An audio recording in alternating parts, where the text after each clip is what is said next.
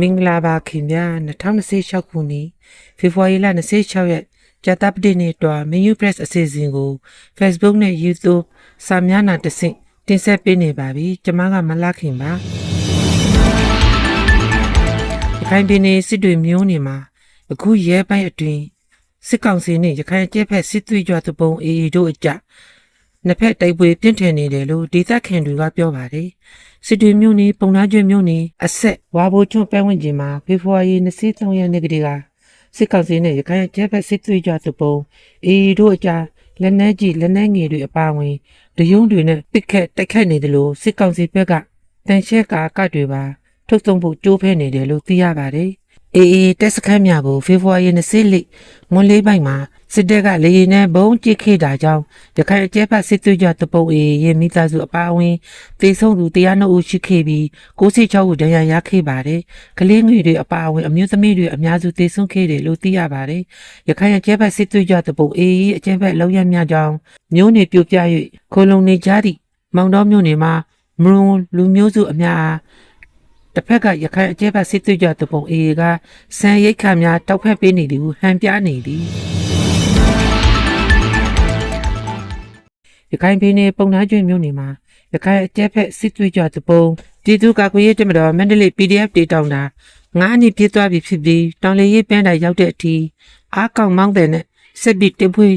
ဝင်သွားမည်လို့တုံ့ပြန်လိုက်ပါတယ်မန္တလေး PDF ကအမျိုးသားညီညွတ်ရေးအစိုးရ NUG ကာကွယ်ရေးဝန်ကြီးဌာနရဲ့ဓာတ်ရိုက်ကွက်ကွေးမှုအောက်မှာအထူးလှုပ်ချတက်မှအဖြစ်တောင်လေရေးတာဝန်တွေကိုထပ်ဆောင်နေတာဖြစ်ပါတယ်အနာသိစစ်ကောင်စီဖြစ်လုပ်ခဲ့သောရွေးကောက်ပွဲကအနိုင်ရရှိသည့်ပါတီအားနိုင်ငံတော်တာဝန်လွှဲပြောင်းပေးရသွားမည်ဟုမြန်မာစစ်တပ်ဒုစစ်ကောင်ဆောင်စိုးဝင်းကပြောသည်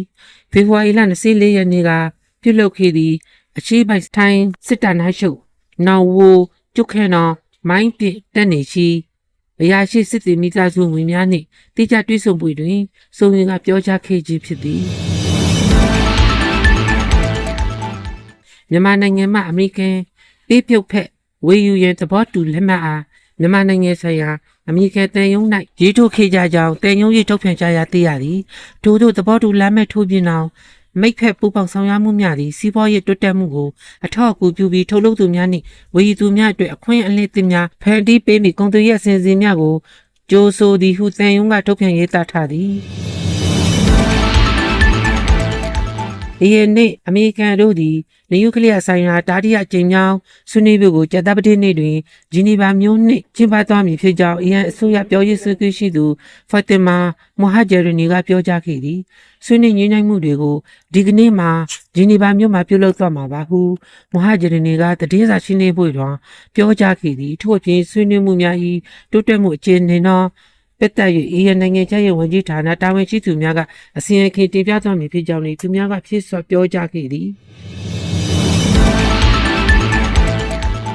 ဘရာဇီးနော်အရှေ့တောင်ပိုင်း